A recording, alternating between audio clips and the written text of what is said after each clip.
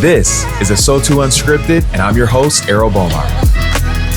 All right, beautiful people, welcome back. This is Errol Bomar. We are here at ASOTU CON, and this, of course, is Unscripted. And I'm sitting next to Steve, a.k.a. Live with Drive. Oh, how'd I do? Errol. How'd I do? Well, I gotta get this on video, guys. All right, hold on, wait. He gave me a Let's challenge, and I'm always up for a challenge. This is Errol, and I'm with Live with Drive. Yeah, see, yeah, there we go.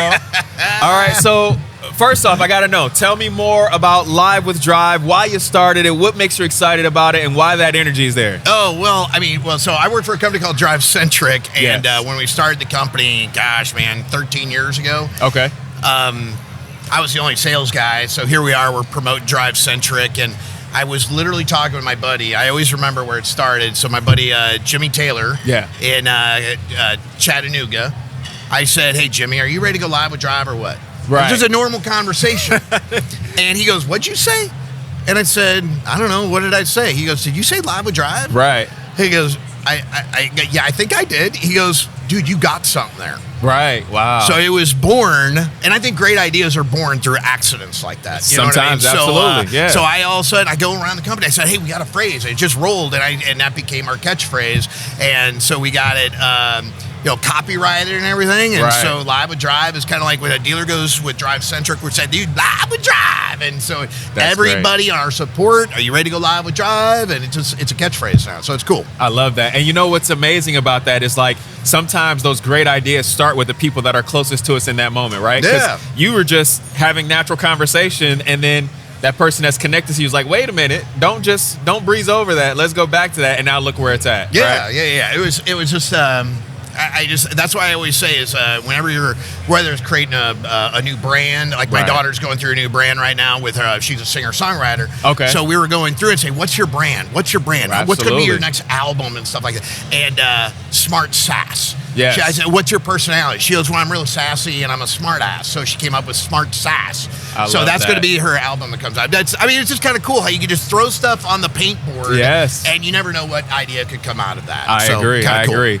Now, the thing I always ask everyone, and I want to know, we talk a little bit about then, now, and what's to come. So tell us your then of how you got into the automotive industry, how that kind of started, the origin story, so to speak, if you will. I know you shared a little bit about the Live with Drive, but tell us a little bit more about then, and then we'll fast forward to now and what you got going. Yeah, I mean, well, it's all good. I think a lot of people hopefully know my background, but I mean, I'll paraphrase, but Yes. I'm an engineer by degree. Okay. I did 5 years engineering sales. I always wanted to do sales. I just didn't want to sell pencils. You know what I mean? So I didn't want to go to that communication BS.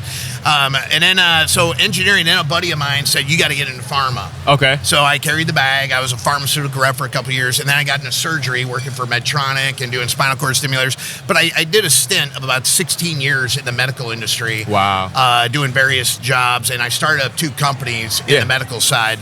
And my buddy, who's in my neighborhood, said, Okay. hey, man, I know you love CRM. I want you to take a look at what I'm building. So at 1 a.m, drinking a bunch of beers, Right. we go up to his house, and he was showing me how you could do video in your CRM. And I go, Okay. dude, I could sell this in the medical industry. He goes, how about doing it in automotive? And I'm like, are you freaking kidding me? Right. So I go home, I tell my wife, I go, honey, how would you like to have me start up one more company? We have to do no insurance again. Again. you know? Right. Yes, absolutely. All the things. And she took, she says, you're nuts. And I said, I know, but the medical industry was, in my opinion, was going downhill. And I talked to a Absolutely. lot of people I appreciate in the medical industry, and they said, man, you were, at that time, I was like young 40s. Okay. And they said, do it now while you're still young. And I did it, and 10 and a half years later, we're 2,200 company, 22 Wow. dealerships, and it's pretty wild. That's amazing. Great dream come true. It's a Shark Tank story, you know? Right, that's it. But it's again, and I love that interwoven in each pieces of your story is someone connected close to you, right? You go Yeah. home, you tell the wife, hey, we're starting a new venture, and she gives you that support that you need to push forward. And a lot of times that's like insight and vision, right? Because you have to believe, like, I know that you've done it before, and Yep. even if it's a different arena, not letting any preconceived notions, any fear, any setbacks go like, well, I don't know about this. like not having those doubts and maybe having those doubts, but still pushing forward through them. I think that's huge. Oh, yeah. You know, and fear is, I always say, and you hear it, it's a cliche, fear is a motivator. Yes. But, you know, the saying that I teach my family and what I teach my sales guys, and well, in our family, we say wrestlers never give up. Yes. And so my daughter, she knew the 2 other companies when I started. She was very, very young. Now she's 20. Okay. And she saw what I'm doing today. And then now she's going on her adventure, starting her thing. And I always tell her, she goes, Dad, I'm never giving up. I said, Right. Exactly. So it's pretty cool to kind of see, you know, your kids follow what you've done. And, you know, I see a lot of her in me now. Didn't see that before. Right. But now as she's getting into her career, it's pretty wild to see. And, anyway, it's a wild adventure. I would do it all over again, except I would never go work for a big company ever again. I love that. Never. I love that. I'd start up my own business at age 20 if I could. Exactly, right? I Knowing mean, what you know now. Oh. But it's amazing how you talk about with your children, right? Because I'm a father of 4 as well. So Oh, my gosh. It's amazing that like sometimes you have those moments where you go, wait, you were listening when I said that, like you heard that, and now you can see them start to apply some of those things where even just the day-to-day you instill those little nuggets in them and they grow them on their own, and now you're seeing them start to apply that. So I think that's phenomenal. Was there a particular moment, because I love hearing this from people, was there a particular moment in this industry or during your journey when you can identify, you say, this is the moment where I know that I love people more than I love this product? You know, you're probably talking to the wrong guy. Okay. Because I've always loved people. I mean, There you go. just, I mean, I'm a sales guy at heart. Yes. I said, you ask me how long I've been doing sales. I'm 53 years old, so I've been doing it for 53 years. There you go. I mean, I was nursed, so I sold my mom when I was hungry. All right. So you don't know where this is going. Right. I love it. That's why it's unscripted. That's why we're here.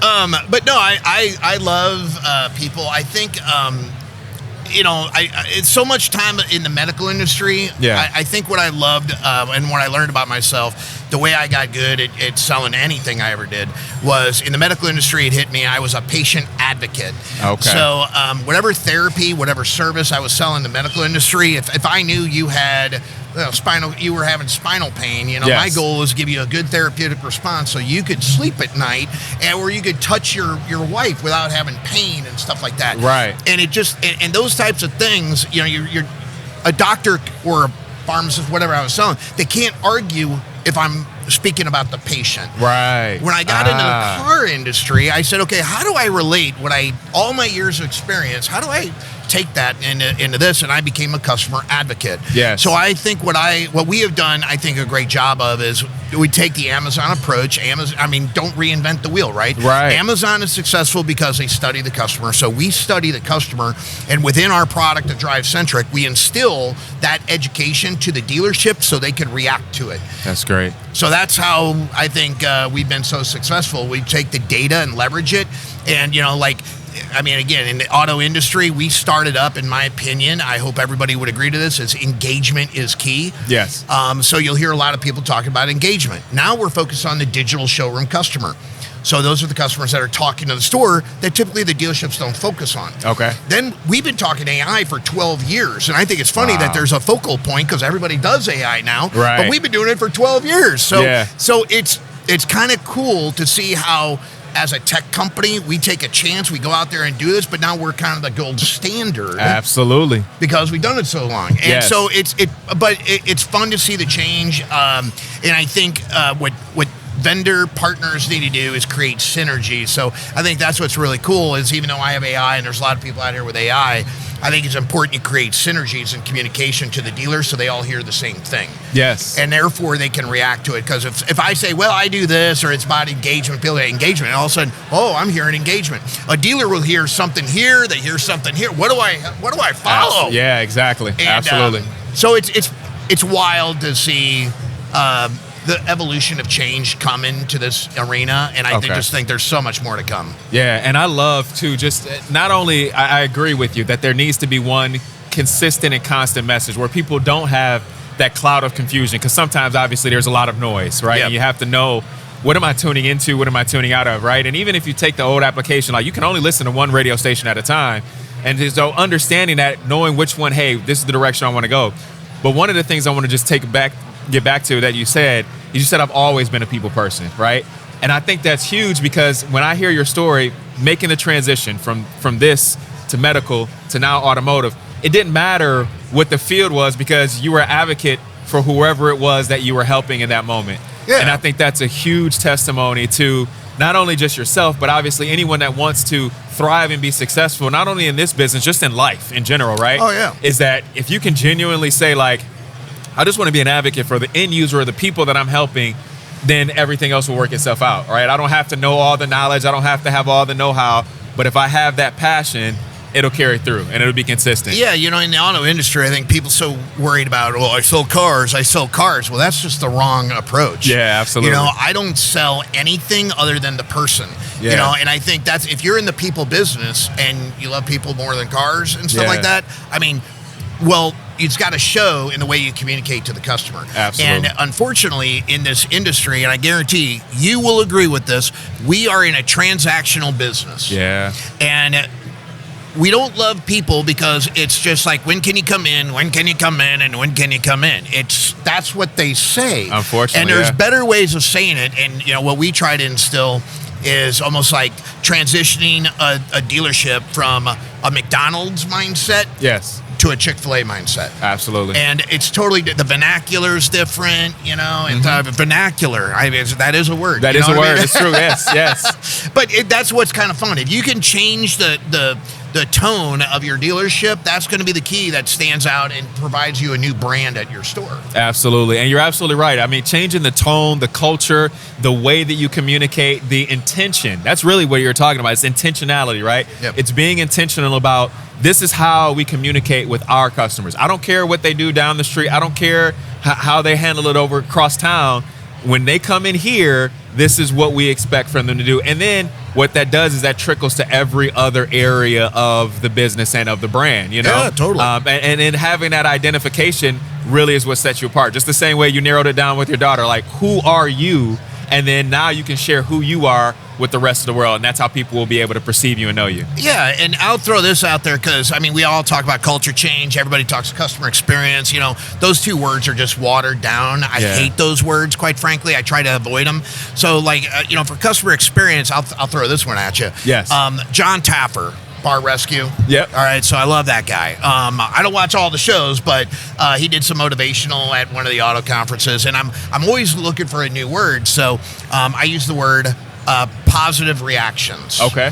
So when you are talking or you're doing something with a person, you know, what you're looking for is a reaction. Absolutely. That's what you're looking to do. That's the culture that customer is going to feel, like what they were saying up there. Yes. You got to give me a feeling, and that's a reaction. Yeah. So that's what we like to teach is in sales is, did you get a reaction? If you're talking to somebody through text, did you get an emoji, a laughing, a GIF back? Did they send you a video back?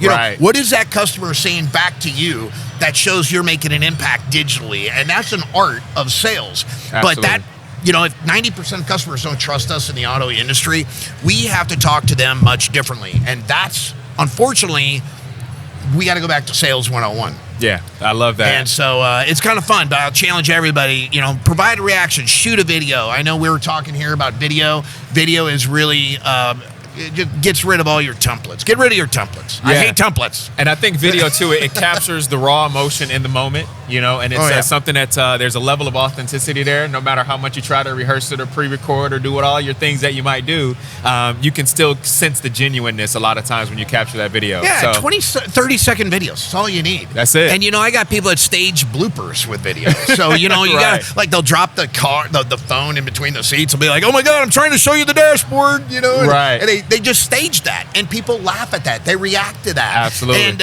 even though you can be staged, but everything you see on TikTok, YouTube, all that is staged. Always. So that's what gets us to react. Yes. I mean, and so you might as well take advantage over that. Don't reinvent the wheel. Just do what other people are doing, but apply it at your store. That's it. And before we wrap up, Steve, you want to tell people where they can find you if they want to connect more with you, how they get in touch with you, all that good stuff? Yeah. I mean, you can go find me on any of the platforms. I'm the Live with Drive guy, Steve Roessler. Best way to communicate, just you can like me, follow me. If you want to talk about video, AI, you know, just how to get better engagement. You know what I mean? Yeah. I think that's what we do at DriveCentric. We're just doing some things very unique to transform the dealerships to a whole new level of communication with our customers. So we're always excited and we're growing. So it's great. I love it. Well, you heard it here, folks. Errol Bomar, Unscripted, right here at ASOTU CON 2025. And we are, should we hit it with it again? Should we hit it with it again? We are live with Drive. Woo! I love that. Thank you for listening to Unscripted.